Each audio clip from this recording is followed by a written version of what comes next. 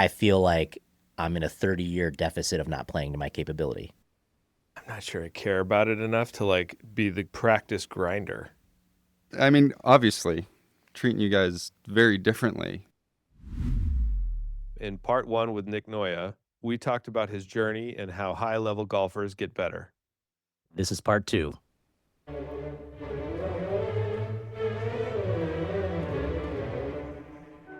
Wrap up the tour experience of Nic Noya. Like, how did it come to an end? You're 26, you said. What made it stop? Priorities. It took a while for me to be okay with stopping. But, I did meet my wife at the tail end of when I was maybe deciding on whether or not I was going to continue playing. And meeting her, just an absolute blessing. Where did you meet her? Lincoln, Nebraska. She's from St. Joseph, Missouri. So she's a Kansas City Chiefs fan, which is the one downside to the relationship. That's hard. That's hard. Christine, love you. She's an avid listener, by the way. Oh, thank you, Christine. Awesome. But yeah, I came to terms with, I gave it my all. And I was comfortable saying that. I knew it was going to be tough to put the clubs away. I even think I told my parents, like, hey, I'm going to come home. I want you to take my clubs, hide them somewhere. I don't want to see them, right? And of course, I still remember the first thing I did when I got back was I drove out to Lake Merced and played 18. Yeah. Right? I needed to do it one more time. Somehow you found them. Yeah. But yeah, I gave it my all. So how close at your best were you really to potentially being Korn Ferry or PGA Tour capable? I had the game. That year that I stopped was actually going to be the year that I went to Q school in the U.S. I went to Europe for European Tour Q school, missed by one to get through to the final stage. But no, I had the game. This was also around COVID. So COVID made the decision a little easier too because so much was canceled and it was so murky in terms of what the scheduling was going to be like. Yeah. And in your mind, it was like break time. Like, I'm not exactly sure what's next, but I'm done for now. Correct. And I had no backup plan. Honestly, I had absolutely no intention on working in the golf industry. I thought that was the last thing I was going to do. I just needed to get away from golf. I think that helped some of my friends that went through the same process where they start to enjoy golf in a different way. They get their amateur status back. They start playing in events that I grew up playing in the NCGA. I thought that was going to be my route, but as we're sitting here, that didn't happen. Okay, so you're back in the Bay. Yep. I had a very good friend of mine, David Fink. He was running Stone Tree Golf Club as the GM at the time, and he wanted help with junior camps and maybe to give a couple lessons here and there, work in the shop a little bit. I'm a 26 years old. I'm living at home with my parents. I need to make some money. I need to do something. I gave my first lesson to a pilot, and I had no idea what I was doing. I mean, Do you feel like you know what you're doing now yes. with Oliver? I think I have a lot of puzzle pieces now. Okay, good. All right. Of Sorry, course. please continue. Back to Stone Tree. So gave my first lesson to him. Didn't know what I was doing. Got an email from him. Said, hey, I made my first par. Ah, And just reading that, yeah. it's like, wow, that's way more gratifying. I hadn't helped someone in that way in a really, really long time because it's just been about me for, God, since I was 8 years old. I'm trying to work on my own game. Helping others. Right. So kept giving lessons, ran some junior camps, was enjoying it. My wife moved out. We lived in Petaluma. Thank God for Ted Bocci. He was the Titleist rep, is the Titleist rep in that area. He's like, hey, what do you want to do? You can't work the counter forever. What do you want to do? And I said, I think I want to teach. And he said, okay, well, this is how this works. You have to go play the PAT, the player ability test, which Okay. is one of the first steps in joining the PGA management program. So Ted, Titleist rep, he said, well, unfortunately, you can't really go through the PGA program here because there's no head professional associated with the PGA. And so I got my resume together, never applied for a job in my life. I sent it to Mayakama and the Olympic Club. Will Hutter, who was our director of golf at the time, hired me in the golf shop. So took the Olympic job once Tom Johnson left. I got my foot in the door at the Performance Center, and now we're here. So Awesome. that was the path I took. I owe a lot to Ted Bocci. He told me, Set things in motion. yes, he did. Yeah. Shout out Ted Bocci. When you were making that transition, did you miss playing? 100%. My wife knows this too. I still have not filled the competitive void in me. I'll play video games once in a while with a buddy. That's how I get some of it out. It's competitive. Mm-hmm. You're a winner or a loser, right? You're not playing for money, but 100%. Is it more competitive for competitive sake? I don't think anything will match golf. I do have the opportunity to play in section events. I can still play in professional events in Northern California. Going back to priorities, son, pregnant wife. Congratulations, right? Thank by you. the way. Yeah. Very excited. Awesome. Baby girl. We're pumped. Yeah. We're pumped. But yeah, I look for ways to do it against myself. Like, in between lessons, I'll be in the performance center. I'll try to hit some shots, and that kind of does it for me. But until I start playing in section events on a relatively consistent basis, I don't think that's ever going to be, that void it won't fill. I'm just thinking about our time with Tom Johnson, Yeah. and he played on the tour for a year back in the mid-2000s. Yep. He realized recently that he wanted to become recognized as a fantastic teacher. That's really good. And I think that is one reason why I'm not signing up for these events. I'm trying to soak in everything I can because I haven't felt this in a while, but when a student comes in, I have a lot of puzzle pieces now to help Oliver. With the pilot as my first lesson, I had no puzzle pieces. Do you think he's missing any pieces? Is it like an old box that has been put together and taken apart so many I've times? got frayed edges. And There's like a piece that's under a couch somewhere. I think Oliver is really close to playing some of his best golf he's ever played. let's I like that. I think he's really close. As his Armageddon let's partner. let's scratch your competitive itch and Yeah. get me to scratch, in the next 8 months, Yeah. and we'll make a competition Love out it. of it somehow. Fantastic. Love it. I'm happy to join this pursuit, by the way. I'm here to say it. Hey, I like to go to the performance center, get on the monitor, and improve that. I don't like going to the range by myself. I like going to a chipping green, a putting green, and doing stuff like that. Did Yeah. you hear on a recent episode, Nick, that Preston and I publicly committed to practicing more? I did. And then about 20 minutes later in that same conversation, he's like, actually, I don't think I need to do that. I think I just need to show up 10 minutes earlier for my tee time and I hit was a a few listener. more balls. I I don't know was if a I said listener, I yes. didn't need to do that. I think what I said was I don't want to do that. Yeah. Hey, yeah, and I think I also Know heard, thyself. though, Yeah. I think what gets you out there is your chipping games or range games. Yeah, it's fun. I mean, that's good. I could do that today, by the way. Yeah. That stuff is good. Let's get into your coaching and the craft of your coaching. Yes. As you know, and as we've kind of joked about and discussed, I'm not a huge practice or lessons guy. I obviously understand the value of it. And at some point in time, I had to learn the skills, right, to swing a golf club and hit it in a reliably, accurate direction. After seeing as many golfers come before you as you have, what are the most common patterns that you see in people as a coach? Well, I have been taught to base everything off of what the ball's doing. Back when I was in Frisco, if you gave an entire lesson looking forwards at the range, not even looking at the player swinging, and you were just watching what the ball was doing, a good coach should be able to give a pretty effective lesson Okay. by just doing that. Now, in terms of the first step, after the questions, what's the experience? What are your goals? How can I help you today? Right? What do you want to do?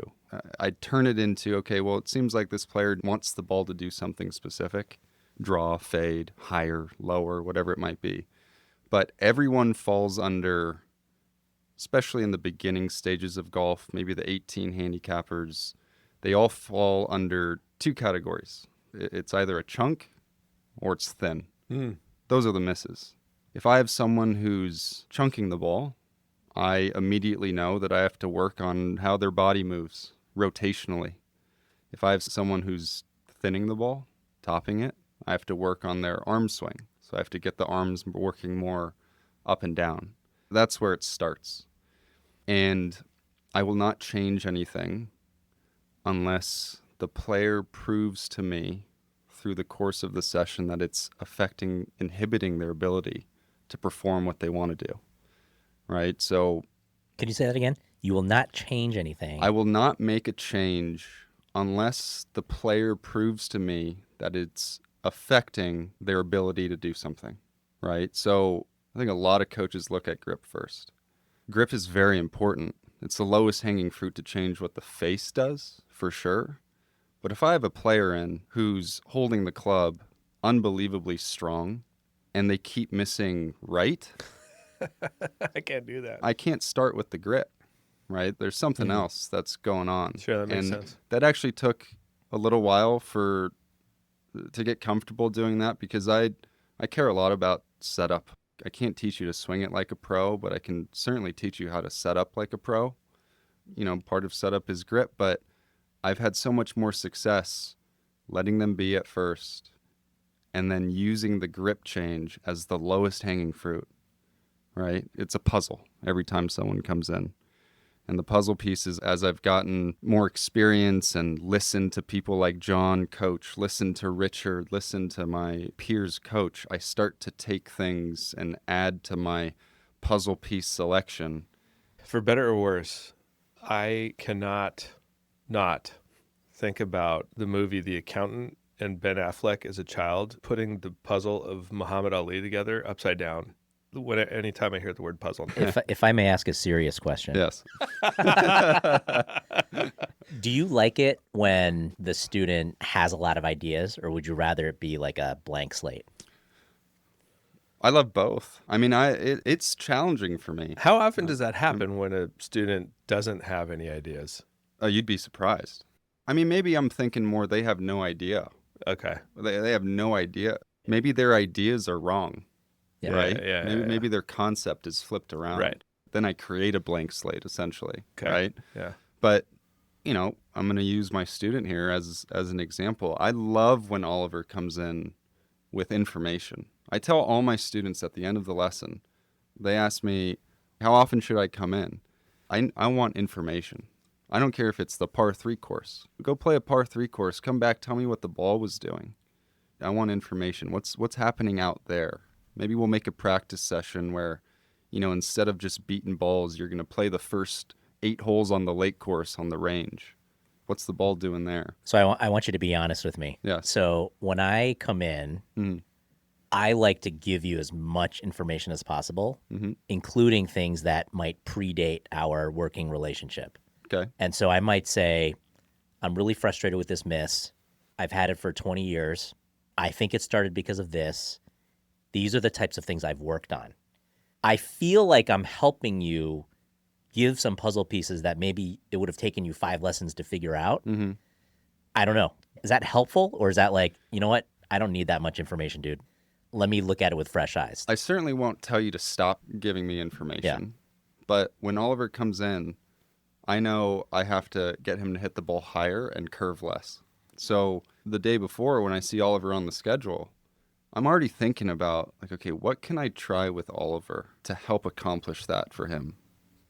And like I was saying before, I really do think he's close to playing some really, really good golf. You know what I've seen? Yes. The last couple of rounds? He's actually hit a high fade like a couple times. It's pretty cool. It's in there, man. It's in there. I used to be a decent golfer. That's pretty neat, I was impressed. right? I love hearing that. That stuff makes my day, right? I love the information, though. Yeah. I want the student, I mean, say it all. You know, you probably haven't said it externally ever. You've been thinking about it forever, and I know what that feels like. I know what it feels like keeping stuff in, Yeah. and then all of a sudden, you know, maybe different scenario, just letting everything out, and it's like, oh my God, Yeah. like, where did that come from? I know what Right? that's like too. Yeah, I think we're thinking about the same thing. Yeah. What does it take to get from a 20 to a 10 handicap? Are there common mistakes you're seeing students of that skill level make? Yes, 20 to a 10. It's probably driver and short game. I know you're hitting 14 drivers a round, and I know you're chipping and putting every round, right? So driver, keeping the ball between the trees. Like, can we not lose a ball today? But at the same time, it's the unique shots that what I found as a coach, like, I'm out of position. Can I punch one back into play?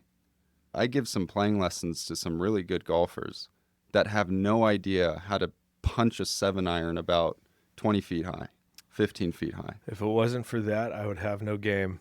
Right? My game mirrors my life. It's all about recovery. Yeah. Well, just listening to the podcast, Preston likes to play. Yeah. So when Preston plays, even if it's just for fun, he's okay duck hooking one in the trees. He walks up to that shot. It's no problem. I've done this before.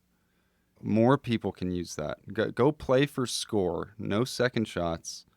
Go struggle. Go figure out how to hit these specific, unique trouble shots. That lowers your score too.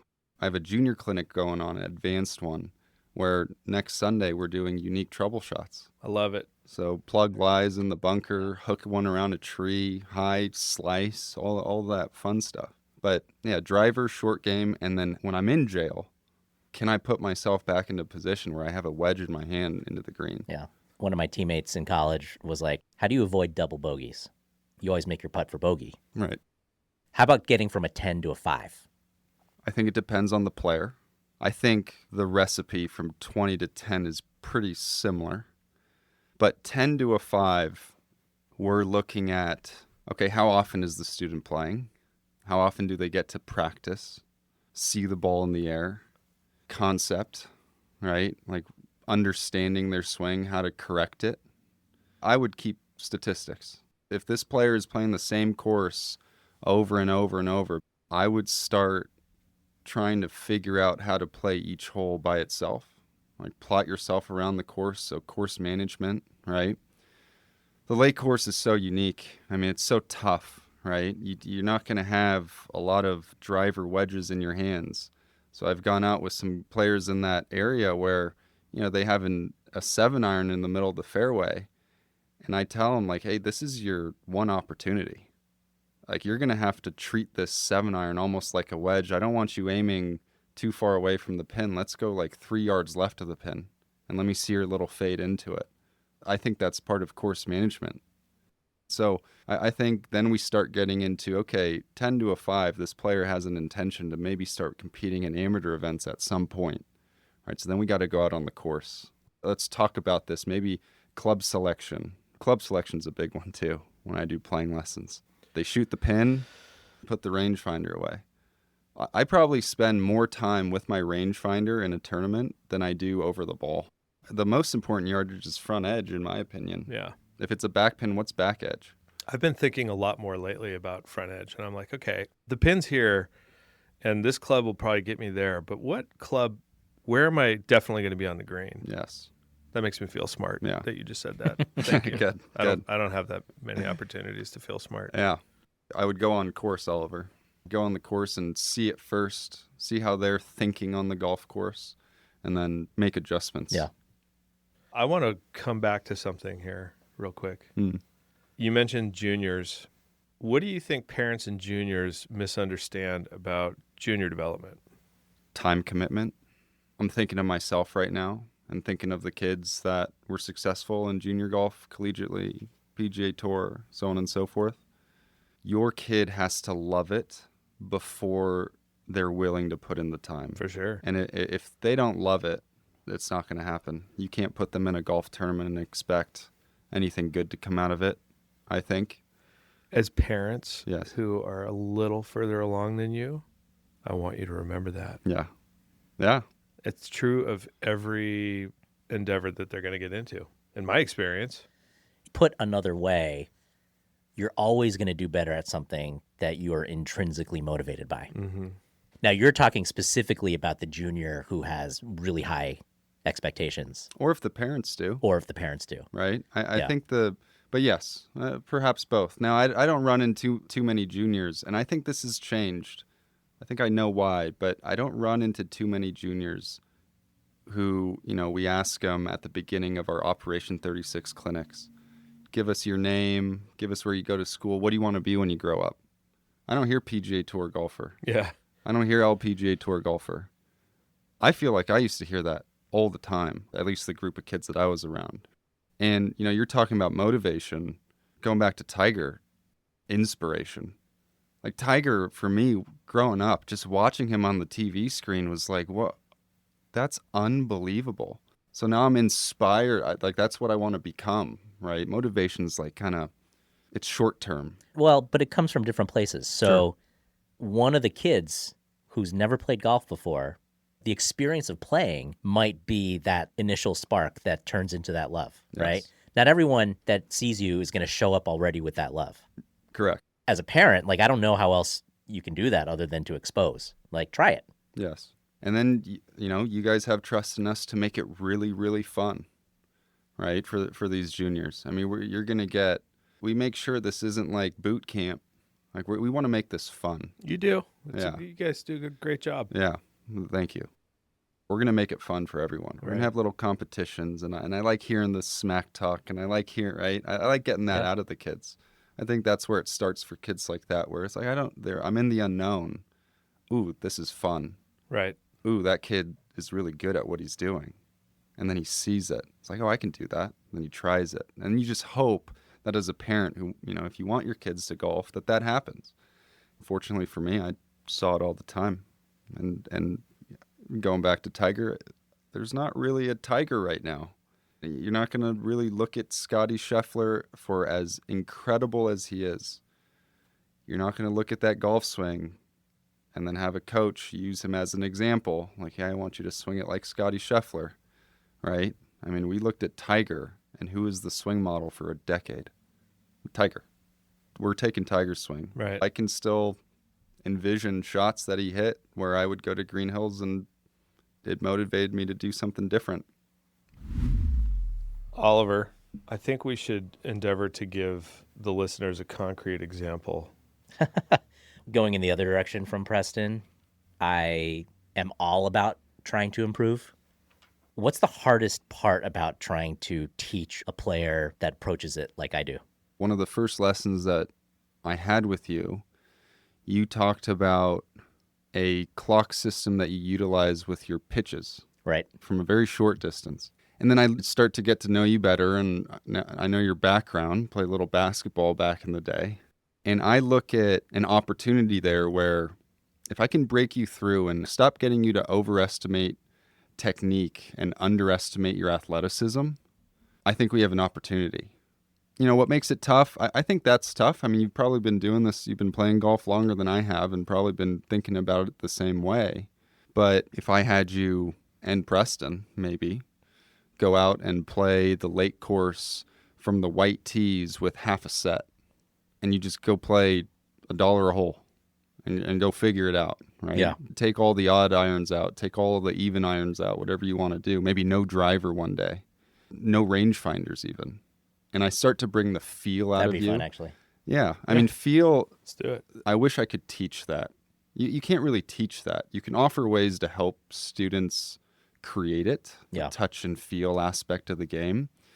But I think things like that, where I'm going to just start offering you ways to bring it out of you, where you prove to yourself that you could step up to a 35-yard pitch, look at a landing spot, and throw it right there. Because, if we went for a little shooting session on the basketball court, if you shoot one from the free throw line, then I put you in the corner. Yeah. Are you hitting the rim, at least? Yeah, we've talked about this a lot because Yeah. just for some reason, golf breaks that framework for me, right? So, like, if I'm, whether it's basketball, bocce comes to mind, it's like I'm not calculating anything. It is reacting and muscle memory and visualization and all that stuff. But for some reason, when it comes to golf, on those shorter shots, I find it hard to do that. Yeah. I used to be feel, and I got to a point where I was all over the place. I'm like, oh, let's call it a 30-yard pitch. This one just went 10 yards past. This one just went 10 yards forward. My feel is off, but I get it. I love the idea of what you just suggested. Sometimes we'll play the green tees, Yeah, and it's so fun. go And shoot a number. I would say that's for you specifically. that's a real good segue. So how would a player of our skill level, how do we get to scratch or better? Play under pressure. It's tough to simulate. We talked about that, right? You guys like to play some money games, then increase the pot a little bit. If you're comfortable doing that, that's one thing that, going back to Tom Johnson, he did that for us in college. We're not making any money. Let's go play for money. Like, oh, okay. Do you think, I'm looking at Oliver, do you think I play better in tournaments than I do in our casual rounds? I think you focus more. Yeah. I don't think money is a big driver for you. In It's fact, not. I feel like when the stakes get higher, not that you're uncomfortable, but you prefer not to do that. We've talked about this on the pod. Like, I used to play at Stone Tree back in the day before Yeah. you were there. I would play in games on the weekends, and like you could swing $300 or $400 in a round, and that's less fun. Though it did create the element of pressure. Yeah. And I think that I respond well to that on the golf course. I'll make an observation somewhat glibly, but when we're playing for fun on a non-competition round, Yeah. sometimes I feel like your number one priority is just to play fast, You're correct. right? I've seen that. You are And not I've played wrong. one round with Preston. And I've it's seen like, wrong. and I'm sitting here thinking like you're kind of overlooking the golf for like trying to play fast. And by your own admission, sometimes, that's the thing that will take you off your game, It's true. right? And then He's when not we're wrong. playing together in a tournament round, that's not the case. I think for Preston, if he's playing better focusing, I'm thinking, how can I get him uncomfortable to where he's forced to focus? I'd look at the NCGA schedule and go sign up for an event. It's a good idea. So now you don't know everyone. Now you don't know your playing partners. Yeah, so for Preston, who maybe not practicing as much, relatively speaking to Oliver, I would play a tournament or two for sure. If that's where he plays his best golf, I want to see more of that. I want him in that frame of mind where I want to win. Do you think it's important to try to replicate that mindset every time he plays? Even for me, when I'm playing with you guys, I'm not playing a lot of golf. But when I'm standing over the golf ball, I truly still believe I'm about to make my best swing, right? So if Preston could do that, maybe not the laser focus. I don't need to force him into a situation where he likes to have fun. If that laser focus brings him out of that state, I don't want that for him. But if there was a very common mindset, just the same mindset on every swing when he is playing for fun, I think that would be beneficial. But I don't need him forcing the replication when it's tough to do. I'd like to put him in the situation. So go play a tournament. I like the focus. I like the competition stuff. I really enjoy tournament golf. And it's nearly, to Oliver's point, impossible for me to replicate that in a Friday afternoon round. The thing for me for this perpetual quest to, like, for the first time ever get to 0-0 or better, I've just determined I'm not sure I care about it enough to, like, be the practice grinder. This is the first time I've ever heard somebody say maybe the way to do that is to go enter NCGA tournaments. And I think that's a good suggestion because, when I said the same thing to Richard Sheridan, who's a great instructor, his answer is like, well, I think it's just the amount of time you're practicing. I'm like, well, you're not wrong. You know what I mean? But the idea of going to practice doesn't get me all hot and bothered. It doesn't tickle my fancy. Can I ask you a question then? Sure. Let's say you signed up for 2 NCGA events. Okay. You went out there, not a team competition, but a net individual event. Sure. You shot 83, 87. Okay. You going to go practice? Would you care enough to fix that? Number one, I don't think it would happen. Number two, I don't think it would happen. No, that's fair. So then I really do think putting Preston in a situation where he's not comfortable anymore, to get that mindset in him would be his journey to get to zeros. It's probably less about my discomfort and more about elevating the stakes. Correct. Yes. I think that's how I think Yeah. of it. But I think fundamentally, he's not on a quest to get to zero. He wants to play well every time he plays, yes. But game improvement is not a driving force for him the way it is for me. Right. And so when that's your starting point, I think that's right. it's like, well, why do I need to try to get my mental better as long as I can bring my mental when it matters? Now, to flip it on me, which I've been dying to do. Yeah, I'm tired of talking about me. No, Let's talk about you. but I feel like my mental game's actually pretty strong. I don't feel like nerves is the reason why I may or may not play well. Like, my miss is my miss, whether it's a casual Friday afternoon or whether it's in the Armageddon. And so I turn to more mechanical things. Why am I doing that? I don't think my mind is beating me. There's no question there. That's just me. That's just me blowing off some steam. Let's switch gears to one of my favorite topics, swing mechanics. Oh God. No, I'm kidding. But what Nick and I were talking about earlier was we had this great trip to the Titleist Performance Institute last summer. So Nick, what do you think are the main benefits of something like TPI that maybe isn't obvious to the average golfer? This is the part of golf that I'm still learning. Nicole is phenomenal at it. Yeah. Right? And this is something that I think will take my coaching to the next step. That mobility stuff, I talk about the pelvis a lot. And so does TPI, like how it's set. I feel like we don't talk about the pelvis enough. Well, here. Nick and I talked about the pelvis quite a bit in our last lesson. Yes. And I see Nicole working on students, just pelvis mobility in general. Pelvically speaking. Pelvically speaking. And we're going to get a little bit technical here.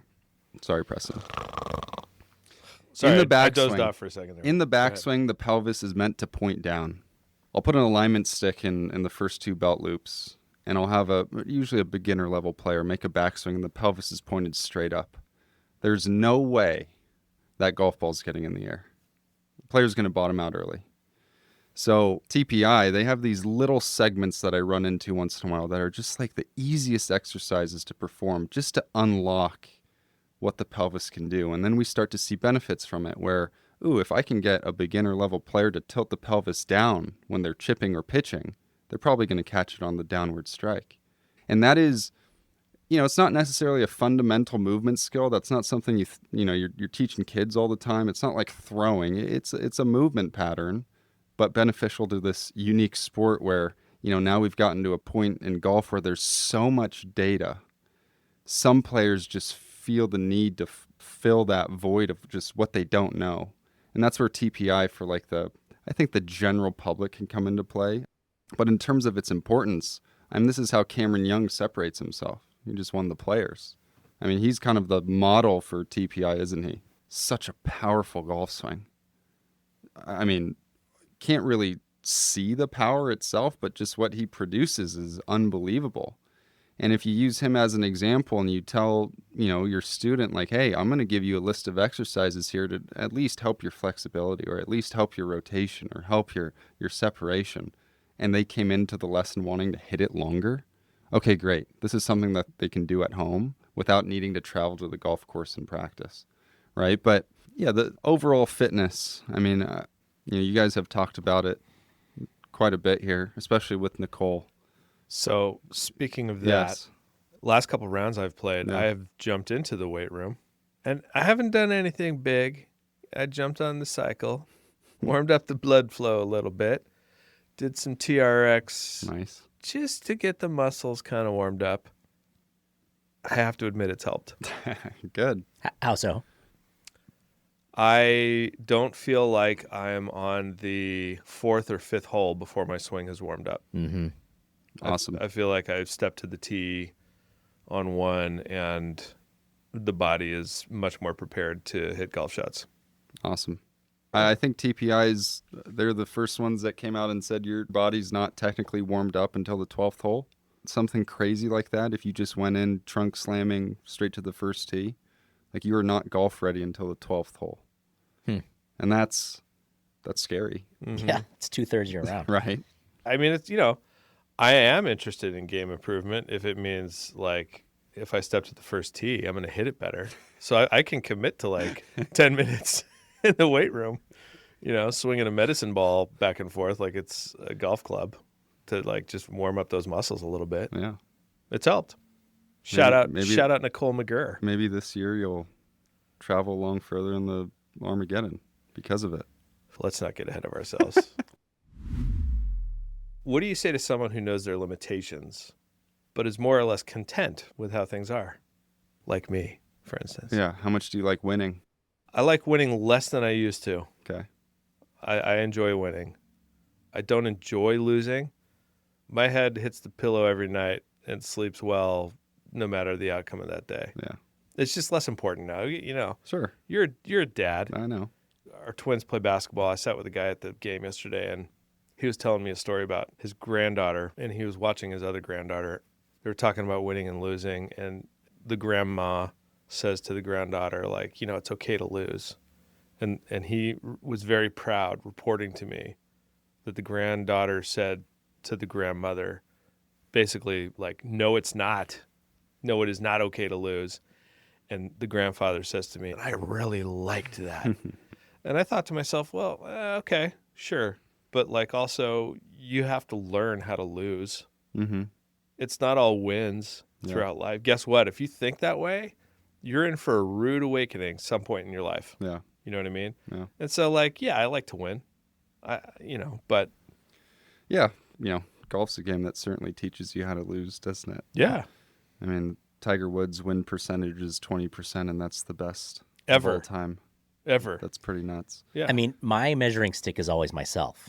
Yeah. So if I play well and I lose to someone, doesn't bother me at all.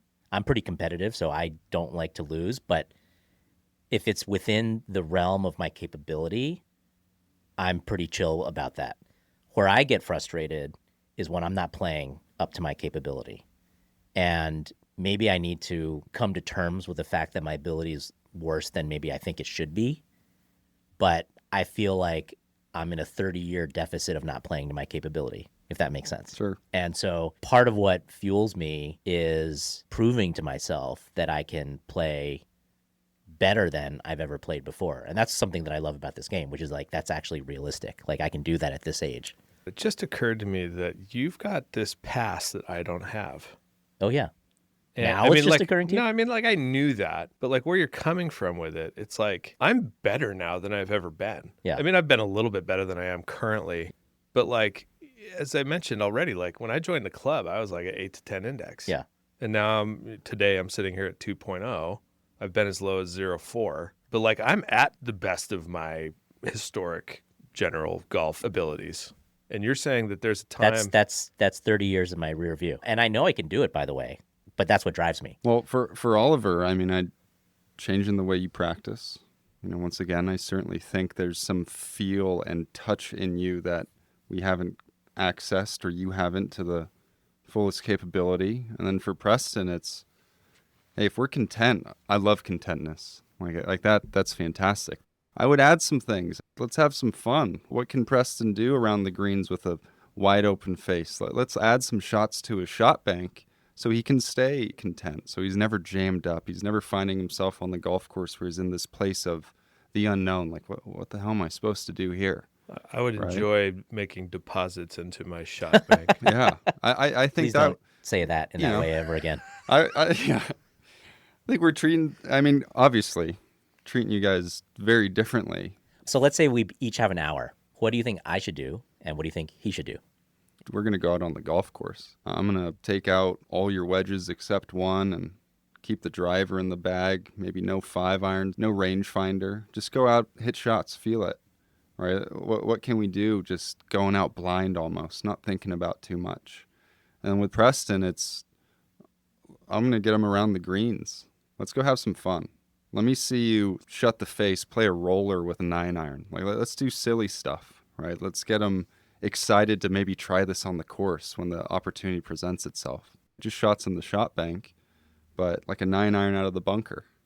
That's the second time since we've been sitting here that Nick has looked at me and said that he wants to get out there with me and do silly stuff. Is it your opinion, Oliver, that I need to add more silly to my repertoire? Well, I think, I'm learning you, Preston, too. I've spent more time with Oliver than I have with you for sure. Sure. But if I could label you as a project, I think it'd be interesting, right? Can I actually set a goal for you? Can I get you to say it out loud? I mean, I heard you on the podcast maybe a couple sessions ago, whenever you were talking about practicing more and getting to zero, if you actually made a goal, I think that's where I start, right? But if it's going to be, how can I get Preston to have fun practicing with me for an hour? It's going to be totally different from what I do with Oliver. Sure. Right? Just as useful, but I mean, totally different. It's making me think a lot, which is fun. I like it. Good. Different puzzle, right? How do you think your experience as a player has helped you as a coach? Well, personally, I know what's worked for me and what hasn't. I've been through it all. I'm a professional lesson taker when I was younger. Spent a lot of time with my junior coach, Greg Copeland. Lots of swing plane stuff. Treated driver very independently from the rest of my irons. And Greg never looked to change that. I mean, we were talking 2 different languages between driver and irons in those lessons. And on the flip side, I've driven down to 4 hours away with my mom to spend a couple days in Santa Barbara to work with a coach. And he put me in a K-vest with a bunch of sensors tracking what my body was doing. And I wish I was able to speak up more when I was younger. That did not work for me. That really hurt me a lot. And I tried to make it work, and I should have just called it quits early on. It was too much. It was too much information.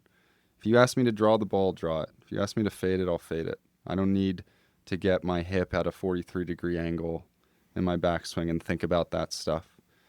I can understand why it could be beneficial for some, but I've been through a lot of different coaching type experiences. I've had a coach, old school, just put me on a slope where the ball's below my feet. He's like, I'm going to go grab lunch. I'll see you in half an hour. Figure it out. Like, I've had that lesson, right? And I can use those bits and pieces depending on what the student, how they learn, or what their personality type is like, how much they know about the game. So I always tap into my prior lesson experience, and I'm pretty conscious of, like, a lesson with Oliver. There's a lot of information, typically, but I know Oliver can handle it. Typically my lessons, I'm working on 1 or 2 things, 1 or 2 things only, and that write-up is really short, right? And with Oliver, it's different, though. He handles it. I know how he operates. Yeah, just from lesson experience. Segueing into the mental side of golf. I am an athlete, golfer athlete. However, I firmly believe that the strength of my game, there's a couple.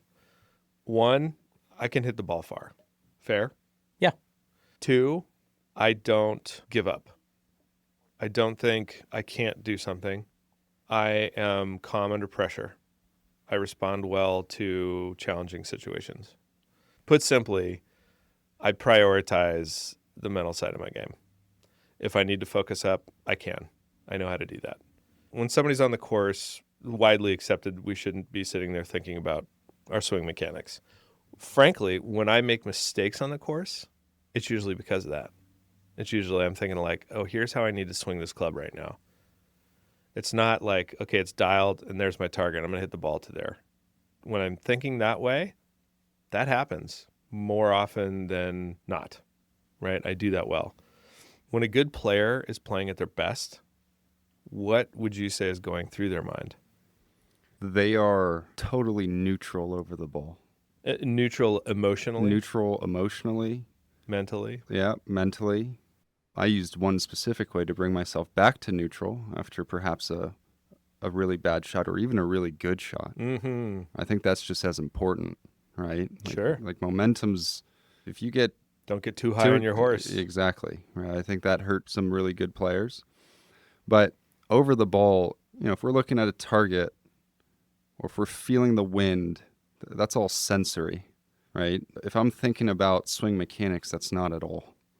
And going back to Oliver shooting a 3 versus a free throw, it's just happening, isn't it? It's look and go, right? Yeah.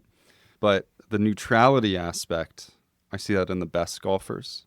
As opposed to like positive, this is going to be the best swing I've ever put on this club. I think as you walk into the ball, that's one way that you can bring yourself back to neutral. When I say it, I'm stepping into the shot. I'm looking at my target, and I'm reminding myself that's the last thing I think about.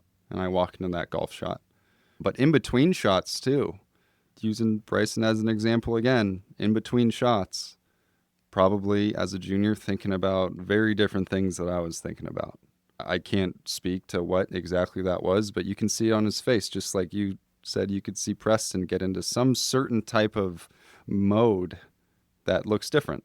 I had a teammate, he was a super senior when I was a freshman, big time club thrower, best player on our team, big time club thrower, got him in some trouble.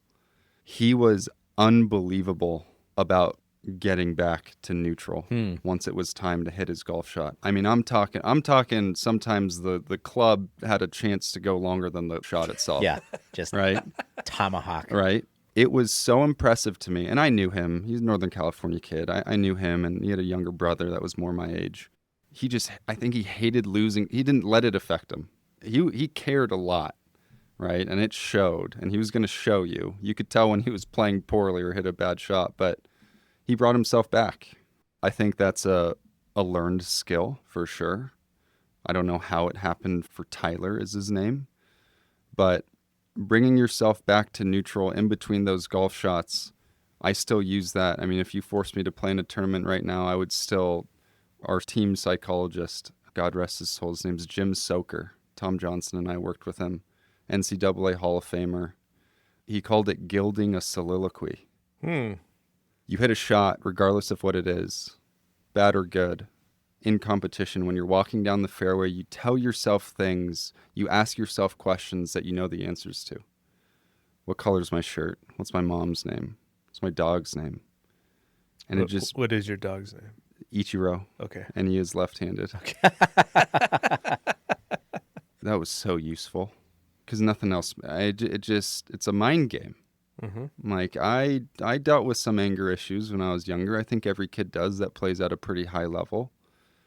Just because you're not really exposed to it, you don't know how to behave per se. But gilding a soliloquy, I had that written down in bold. I wrote it on my glove once in a while. That's my method. And I teach that to students. I have a really good junior player at the Olympic Club, freshman at Sarah, number 2 guy, extremely talented, dealing with some putting yips. And I offered this to him because there's a lot of thinking going on, it seems like. And I said, hey, there's a method here. I want you to try this. And his mom and dad reported back. He didn't have any 3 putts, didn't miss a single short one. And I saw him again, and I said, were you asking yourself questions? And he said, yep. It helped a lot. Is that basically a form of occupy your mind with something so that you're not letting sort of the bad thoughts in? I would imagine so. Yeah. Right? But this neutrality, Mr. Soker was so obsessed with it. Just everything was about being neutral, being content. I love that word. That's actually what the word was. Like being content with the shot that you hit and being unbelievably prepared with full clarity on what's about to happen in the moment, right? I would maybe offer the word being in acceptance. Yes. I think everyone can do a little bit of that. It's really easy to do. Another one was he made me smile before each golf shot. That was a good one. You might look like a freak to your playing competitors, but I want you to smile before you hit your next tee shot. I said, okay, Mr. Soker. Now, I don't know how all that works. I'm sure Preston has some sort of idea. But even that little thing where you force yourself to do something that's just totally unrelated to golf itself, it's just like, okay, you give it a little smile. Yeah, I'm ready. I'm going to accept this shot. How would you encourage a golfer to balance thinking and instinct? That's a great question. I didn't come up with it. I'm not going to lie. That's a great question. Can I tell you what I do first? Yes. I try to do all my thinking, the plan, right? Like, here's your shot. Hopefully at this point, my mind is neutral. And I've eliminated the emotion that got me to where I am now or whatever, like the shot that I hit, like how I feel about it one way or the other. Because now it's just, this is the shot I have. And so I'm going to take stock of the wind. I'm going to take stock of the lie, above, below my feet, downhill, uphill. I'm going to take stock of where I think it should go. Pins here. It's going to roll to this location, so I need to hit it to this spot. Back to our earlier point, I'm going to take stock of how far do I have to hit it. And I'm talking about an approach shot, obviously. How far do I have to hit it to make sure it gets on the green? Okay, then boop, boop, boop. mental computer. That's my mental computer sound effects. Club selection. Now I've got the club. Here's where I need to grip the club. Gets above my feet a little bit. I need to choke up. Whatever. Yeah. Then I'm standing over the ball. And at that point, I'm like, okay, that's it. My thinking should be done by now. Execute. That's a really good question. And I'm thinking as a coach, I think my job is to turn all of that thinking, and I'm going to compress it down into just it becoming instinct. Because what you just did, I'm thinking about, we know hole 1 at the Olympic Club. I hit in the middle of the fairway. I already know what to do. Ball's below my feet. Wind's coming into off the left. I'm probably going to have 4-iron in, depending on what I just hit, or 3-iron, whatever it may be. And I'm already thinking about my target. So then when I go up to that, I'm not processing all of that. It's already happened, right? Same thing with where I miss it on the green. If I miss it left on 3 on the downslope, I already know exactly what I'm going to do. I have to play the ball back, fan the face open, and I'm kind of taking my medicine depending on where the pin is. I think my job as a coach is to turn all that thinking. It sounds like you have the instinct, right? But can we allow it to happen quicker, to where when you approach that ball, you're ready? That requires you to sort of have all of those inputs at your disposal. Correct. You got to know that, right? Which he did. And I love that. So I think that would be my job. Like, not everyone can do what he just did, to go through all of that and ultimately be correct about it. Going back to playing lessons, I have some people that they're good players, but they have no idea. They just have it wrong, right? Or they have no idea what to do in certain situations. I still have players that think the ball's going to go shorter in the rough. Typically, if I find it's going to go longer, or it's going to roll, there's no spin, right? It's not going to spin. Typically, if the course is being mowed at a place where it's member friendly, you have a good line in the rough, the ball's going to go really far. Not USAM preparation Correct. rough. That'll be different. So, my job is to turn all that thinking into instinct. But for the average golfer, you could take the perspective that that's a daunting task, right? Agreed. It's hard enough to hit a stock shot exactly where you want. Now I got to think about a downhill, short-sided pin from a tight lie. You just got to know all that stuff, Yes. right? That's what makes it potentially overwhelming for certain people. Yeah, and I think all 3 of us are a byproduct of where we play. The lake course, you get 18 flat lies, right? You get 18 flat lies on the tee box. Yes. Yeah. So if my student who wants to get better has no idea what to do when the ball's below their feet or where the club face is pointed, I need them to know that. Otherwise, I'm failing. They can make the best swing in the world, ball's going to miss right. Well, they're going to think they made a bad swing. You made a great swing. So that's how I would answer that question. I think my job is to improve the instinct. You are our first victim of the Weekday Golf rapid fire round. I love it. Are you ready? I'm ready. Okay, we're just going to go. Okay. And then when we go, then you go. Are these one-word answers? No, just not a lot of thinking type of answer. Yeah, Okay. like instinct. Yeah. Just perfect segue. Yeah. Yeah. Most underrated skill in golf. Bunker shots. Best practice drill. The window drill. Favorite golf course. MPCC. Shore. Course you haven't played yet that's top on your bucket list. Riviera. One thing golfers should stop doing immediately. Using a line on their golf ball when they putt. One thing that I should stop doing immediately. Clock system on pitches.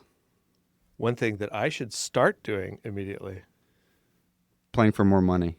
I think I'm really on the golf tournaments for you. Okay. It doesn't have to be a lot. Just go out there. Random course. Poppy Ridge. Golfer besides me that you'd most want to coach. Barry Bonds. Ooh, interesting. Why? He's at the club. I haven't seen him in a while, but I gave him one tip with driver. Took 3 minutes, and he loved it. He usually plays early morning on the lake, same group. He never practices after, and he was hitting driver sideways. Like, I'm talking skyline to 18 ocean, like just sideways. And I went up there, and I asked him to take the club back faster.